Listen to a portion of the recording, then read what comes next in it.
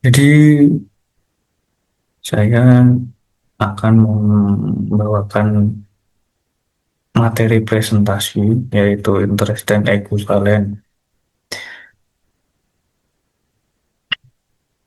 Yang pertama itu menghitung arus kas. Jadi arus kas adalah representasi numerik dari penerimaan atau uang masuk dan pengeluaran atau uang keluar selama periode waktu tertentu. Yang dua, memahami dan menghitung arus kas yang akurat adalah langkah penting sebelum melakukan analisis ekonomi. Jadi sebelum melakukan analisis ekonomi itu kan kita harus juga memahami dan menghitung arus kasnya. Selanjutnya itu kalau uang memiliki nilai waktu karena potensi untuk menghasilkan pendapatan atau bunga. Jadi uang sendiri itu kan kalau dipinjamkan juga memiliki pendapat bunganya lebih tinggi gitu loh saat berselang waktu beberapa lama. Terus ada juga dua jenis utama bunga. Yang pertama itu bunga sederhana atau simple interest. Jadi bunganya dihitung berdasarkan jumlah pokok awal. Untuk menghitung totalnya itu ada dengan rumus P kali I kali N.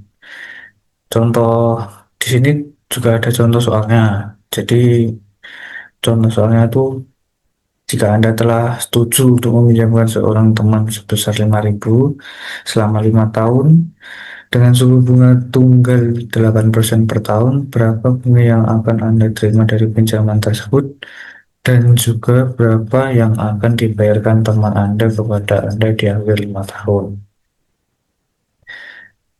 Oke. Nah, jadi total bunga yang diperoleh tadi kan sudah ada rumusnya, ya P kali I kali N. Jadi P itu pinjaman awalnya, pinjaman totalnya dari teman yaitu kan 5.000, terus dikali 8% bunga tunggalnya per tahun. Nah, kali lagi masa pinjaman jadi 5 tahun. Jadi dihasilkan total bunga sebesar 2.000 dolar.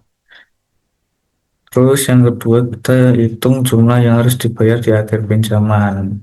Nah, kan tadi udah menghitung total bunganya. Nah, untuk menghitung jumlah yang harus dibayar di akhir itu kan P dikali total bunganya ini di 5.000 ditambah 2.000 sama dengan 7.000 dolar. Terus yang kedua ada bunga majemuk atau compound interest. Jadi bunga majemuk itu bunga yang dihitung berdasarkan jumlah pokok awal ditambah bunga yang telah diakumulasikan. Nah, di sini juga ada contoh soalnya. Itu untuk memperjelas perbedaan antara bunga sederhana dan bunga majemuk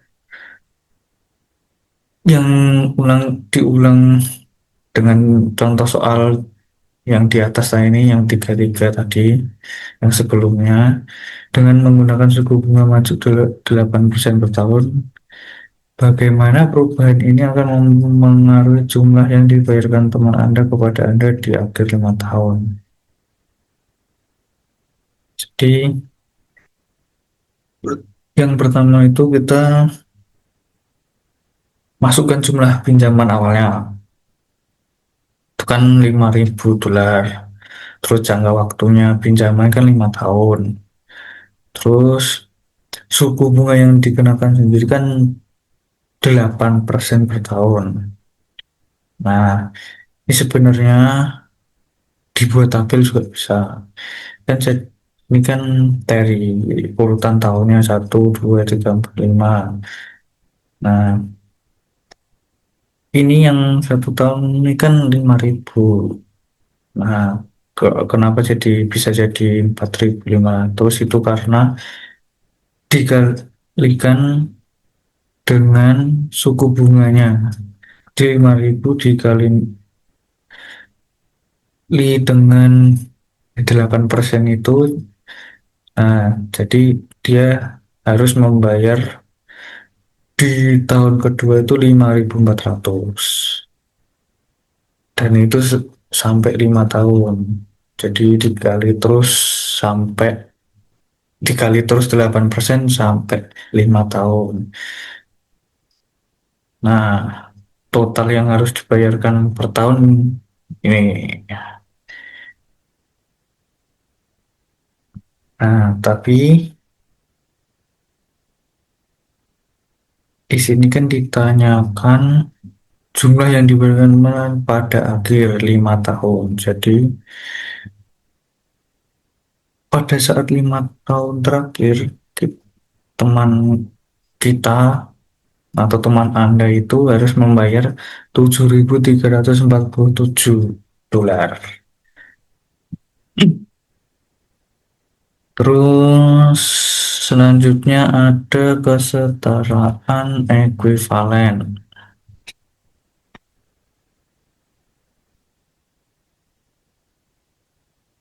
Hmm, jadi konsep kesetaraan kemungkinan kita untuk membandingkan nilai uang pada waktu yang berbeda. Yang kedua, rencana pembayaran atau arus kas dikatakan setara setara jika memiliki nilai yang sama bagi seseorang, meskipun jumlah dan waktu pembayarannya berbeda. Juga kesetaraan bergantung pada suku bunga. Suku bunga nominal atau nominal interest rate, suku bunga tahunan yang dinyatakan tanpa memperhitungkan efek compounding. Yang kedua, suku bunga efektif atau effective interest rate. Suku bunga tahunan yang sebenarnya diperoleh atau dibayarkan yang memperhitungkan efek compounding. Yang ketiga, rumus untuk menghitung suku bunga efektif.